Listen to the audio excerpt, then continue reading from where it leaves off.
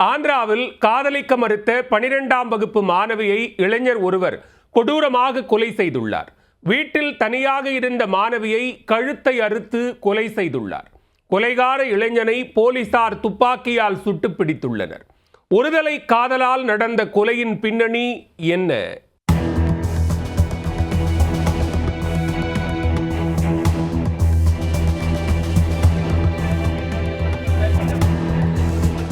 ஆந்திர மாநிலம் ஒய்எஸ்ஆர் மாவட்டம் காஜுப்பேட்டை அடுத்த அக்ரஹாரம் பகுதியைச் சேர்ந்தவர் கீர்த்தனா. 17 வயதான கீர்த்தனா அதே பகுதியில் உள்ள ஒரு பள்ளியில் 12ஆம் வகுப்பு படித்து வந்தார். இந்நிலையில் காஜுப்பேட்டையைச் சேர்ந்த வெங்கடேஷ் என்ற இளைஞர் கீர்த்தனாவை ஒருதலையாக காதலித்திருக்கிறார். இளங்கலை படித்து பட்டம் பெற்ற வெங்கடேஷ் பல முறை கீர்த்தனாவிடம் தன்னுடைய காதலை எடுத்து கூறியிருக்கிறார். ஆனால் மாணவி கீர்த்தனா அவருடைய காதலை ஏற்கவில்லை. இந்த நிலையில் வியாழனன்று சுமார் 10க்கும் மேற்பட்ட முறை கீர்த்தனாவுக்கு வெங்கடேஷ் போன் செய்திருக்கிறார். ஆனால் கீர்த்தனா அவனுடைய செல்போன் அழைப்பை ஏற்கவில்லை. இதனால் இன்று 2இல் 1 பார்த்து விடுவது என்று முடிவு செய்த வெங்கடேஷ் பெரிய கத்தி ஒன்றை எடுத்து இடுப்பில் மறைத்து வைத்துக் கொண்டு கீர்த்தனாவின் வீட்டுக்குள் புகுந்துள்ளார்.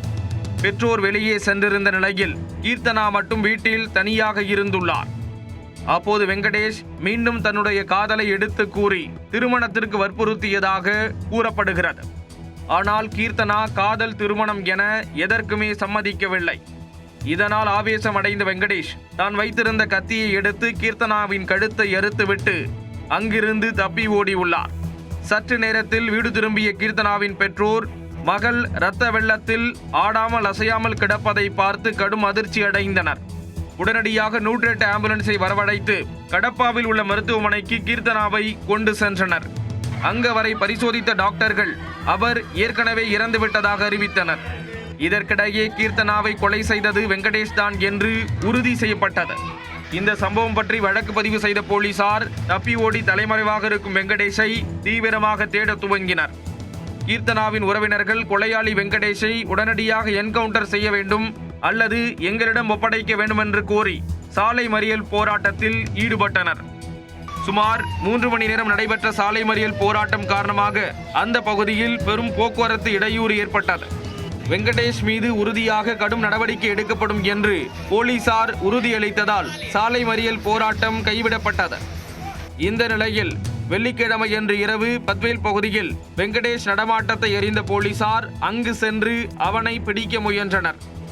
ஆனால் அவர் போலீசாரின் மீது தாக்குதல் நடத்தி தப்பி ஓட முயன்றிருக்கிறார். உடனே போலீசார் வெங்கடேஷ் மீது துப்பாக்கிச்சூடு நடத்தி அவரை மடக்கி பிடித்துள்ளனர். காலில் துப்பாக்கி குண்டு பாய்ந்து ரத்தம் வடிந்த நிலையில் வெங்கடேஷை சிகிச்சைக்காக கடப்பா மருத்துவமனையில் அனுமதித்தனர். வெங்கடேஷ் தாக்கியதில் காயமடைந்த போலீசாரும் அதே மருத்துவமனையில் சேர்க்கப்பட்டுள்ளனர். காதலிக்க மறுத்த பெண்ணை கத்தியால் குத்தி கொன்ற சம்பவமும் கொலை செய்த இளைஞரை போலீசார் துப்பாக்கியால் சுட்டு பிடித்ததும் அந்த பகுதியில் பதைபதைப்பை ஏற்படுத்தியுள்ளது.